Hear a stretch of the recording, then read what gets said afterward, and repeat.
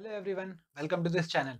और आज हम बात करेंगे टीसीएस के बारे में वंस अगेन। जी हाँ, जैसे कि बहुत से लोग मुझसे पूछ रहे थे कि टीसीएस का सिलेक्शन प्रोसेस क्या है, टीसीएस में आप कैसे रजिस्टर कर सकते हो, कैसे आप उससे उसके एग्जाम्स के बारे में, ये कैसे रिटर्न होता है, क्या चीज़ें हैं, उन सब बारे में पूछे जा रहे थे। तो मैं आपको बता दूं कि सबसे पहले आपको नेक्स्ट पोर्टल पे, यानी कि टीसीएस के नेक्स्ट पोर्टल पे आपको रजिस्टर करना है अपने ईमेल आईडी और फ़ोन नंबर के साथ। जी हाँ, वंस आप अपनी ईमेल आईडी और फ़ोन नंबर के साथ रजिस्टर कर देंगे, तो जो टीसीएस रिलेटेड जितनी भी नोटिफिकेशन है वो वहाँ आती रहती है। यानी यानी कि जितनी भी उनके असेसमेंट है, चाहे वो उनके टीसीएस एनकेटी हो, चाहे कोडबीटा हो, वो दोनों ही के बारे में अपडेट आती रहती है। तो वो आप रेगुलर चेक कर सकते हो। तो अगर बात करें टीसीएस में सिलेक्ट होने की कौन-कौन से ऑप्शन है, तो टीसीएस में सिलेक्शन बेसिकली टीसीएस 2 तरीके से रिक्रूट करता है। एक कोड बीटा कराता है, जो कि जुलाई अगस्त में होता है, और एक टीसीएस एनक्यूटी कराता है, जो कि साल में 2 बार होता ही है। तो अगर बात करें कोड बीटा क्या है, तो code beta basically programming based है। अगर आप प्रोग्रामिंग आपको अच्छी आती है तो आप टीसीएस कोड बीटा में जा सकते हो। वहाँ पे बेसिकली 5 क्वेश्चंस होते हैं कोडिंग के, जिसमें से आपको, अगर आपने एक भी कर दिया तो आपको कॉल कर लेते हैं। तो यानी कि अगर आपने एक भी कोडिंग कंप्लीट कर ली है तो आपको काफ़ी बेनिफिट होता है। तो कोड बीटा बेसिकली पूरा प्रोग्रामिंग बेस्ड होता है, पूरा कोडिंग बेस्ड होता है। तो अगर आप कोडिंग में अच्छे हो तो आप कोड बीटा जरूर करें। उससे आपके डिजिटल प्रोफाइल मिलने की चांसेस ज़्यादा हो जाती हैं। वो फिर कोड बीटा के बारे में हम अपनी किसी और वीडियो में बात करेंगे। अगर आपको और डीप में जाना है तो आप मुझे कमेंट बॉक्स में ज़रूर बताइएगा। तो बात कर लेते हैं टीसीएस एनक्यूटी की। जी हाँ, जो कि साल में 2 बार होता है। तो TCS NQT basically non IT students के लिए भी होता है और आईटी स्टूडेंट्स के लिए होता है। मतलब सब एलिजिबल होते हैं। एलिजिबल सब कोड बीटा में भी होते हैं। बट यहाँ पे नॉन आईटी के लिए फ़ायदा ये हो जाता है कि coding is not that important. जी हाँ, तो टीसीएस एनक्यूटी में आप वंस रजिस्टर कर सकते हो नेक्स्ट पोर्टल से। नेक्स्ट पोर्टल पे रजिस्टर करने के बाद वो आपको टेस्ट डेट और लिंक वगैरह आपको भेज देते हैं। चाहे आप ऑन कैंपस हो चाहे ऑफ कैंपस, आप आराम से नेक्स्ट पोर्टल पे रजिस्टर करके और टीसीएस एनक्यूटी में पार्टिसिपेट कर सकते हो।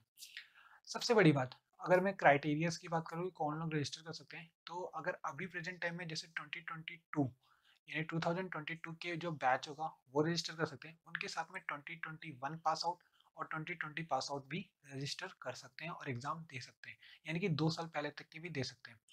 फिर टीसीएस की एक और बात होती है कि वो 2 साल का गैप अलाउ करती है। यस, टीसीएस 2 इयर्स का गैप अलाउ करती है, बट मोर देन 2 इयर्स वो अलाउ नहीं करती है। तो ये कुछ उनकी एलिजिबिलिटी क्राइटेरिया है। प्लस 60% हर जगह होता है, तो वैसे टीसीएस में भी 60% होता है। आपके 10th 12th और इंजीनियरिंग में आपके 60% होनी चाहिए।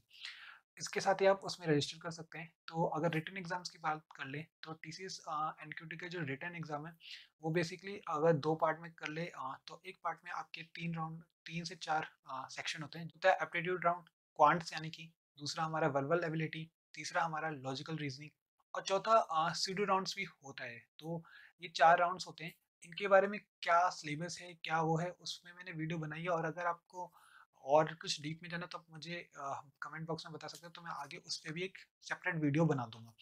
तो फिलहाल आप ये समझ सकते हो कि 4 सेक्शंस होते हैं, जो क्वांट्स होता है, verbal ability, logical reasoning and सीडो राउंड। इसके अलावा फिर कोडिंग राउंड भी होता है, जिसमें आपको 2 प्रोग्राम दिए होते हैं। तो अगर देखा जाए तो ये साथ में ही होता है। पहले आप ये वर्बल एबिलिटी सारे सेक्शंस कंप्लीट करते हो, फिर उसके लास्ट में आपको कोडिंग राउंड करना होता है। तो यहाँ मैं एक बात बता दूँ कि कोडिंग राउंड कंपल्सरी होता है अटेम्प्ट करना, बट ये कंपल्सरी नहीं कि आप उसको पास करें। यानी कि अगर आप एक भी प्रोग्राम नहीं करते तो कोई दिक्कत वाली बात नहीं है, आपका सिलेक्शन हो जाएगा। मतलब जैसे बहुत से लोग सोचते हैं कि यार मुझे कोडिंग नहीं आती है तो मैं ये राउंड नहीं कर पाऊँगा, तो क्या मेरा सिलेक्शन नहीं होगा? जी नहीं। आप अगर नहीं भी कर पाते हैं तो कोई दिक्कत नहीं है। प्लस पॉइंट ये है कि अगर आपने कोडिंग कर दी, यानी कि 2 क्वेश्चन में से अगर आप 1 क्वेश्चन भी कोडिंग कर दिए, तो आप डिजिटल प्रोफाइल के लिए सेलेक्ट हो सकते हो। यानी कि आप डिजिटल प्रोफाइल के लिए इंटरव्यू के लिए सेलेक्ट हो जाते हो। क्राइटेरिया क्या है क्वालिफाई करने की रिटन एग्जाम की?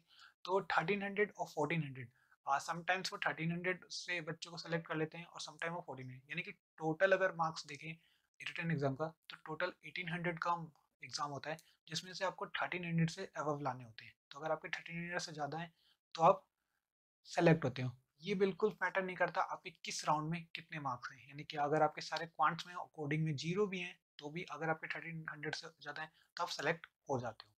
रिजल्ट कितने दिन में आता है? अगर हम रिटन एग्जाम आ देते हैं, तो रिटन बेसिकली टीसीएस का काफ़ी स्लो प्रोसेस है, तो काफ़ी देर बाद ही रिजल्ट अनाउंस कराते हैं। मोस्टली टीसीएस का एनक्यूटी एग्जाम होने के 10 से 15 दिन बाद रिजल्ट आता है। और उस टाइम वो आपको ये मेल भेजते हैं कि हाँ, आप सेलेक्ट हो, तो मेक श्योर कि आप मेल रेगुलरली चेक कर रहे हो।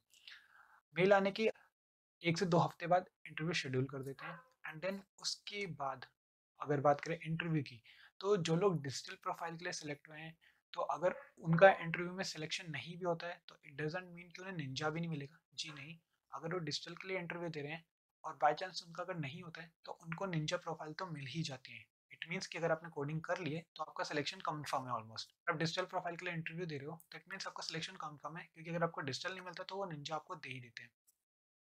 बात करते हैं अगर एनक्यूटी निंजा के लिए अगर आप इंटरव्यू दे रहे हो, तो इंटरव्यू के कितने राउंड्स होते हैं? तो इंटरव्यू बेसिकली 3 पार्ट में होता है, टेक्निकल, मैनेजरियल, एचआर। रिसेंटली काफ़ी लोगों से सुनने को मिल रहा है कि टीआर और एमआर हो जा रहा है, यानी कि टेक्निकल और मैनेजरियल राउंड हो जाए, लेकिन एचआर राउंड नहीं हो रहा है। एचआर राउंड वो कुछ दिन बाद के लिए बुला रहे हैं। तो हाँ, समटाइम्स होता है कि एचआर अवेलेबल नहीं होते, तो टीआर और मैनेजरियल राउंड पहले ले लेते हैं। उसके बेसिस पे वो एचआर राउंड के लिए कॉल करते हैं and then after HR round के बाद आपका सिलेक्शन होता है।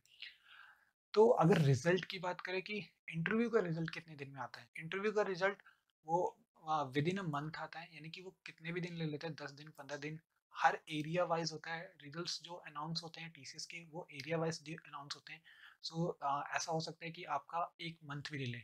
अगर मेरी बात करें, तो मेरा खुद का टीसीएस का रिजल्ट 1 मंथ के बाद आया था, यानी कि मोर देन 1 मंथ हो चुका था तब मेरा टीसीएस का रिजल्ट आया था। तो आप ये कह सकते हो कि टीसीएस में आप अप्लाई करने के बाद, एग्जाम देने के बाद, आप और जगह भी अप्लाई साथ में कर सकते हो, तो आप और जगह अप्लाई करते रहो। टीसीएस के रिजल्ट अनाउंस होने के 1 हफ्ते बाद आपको ऑफर लेटर आ जाता है।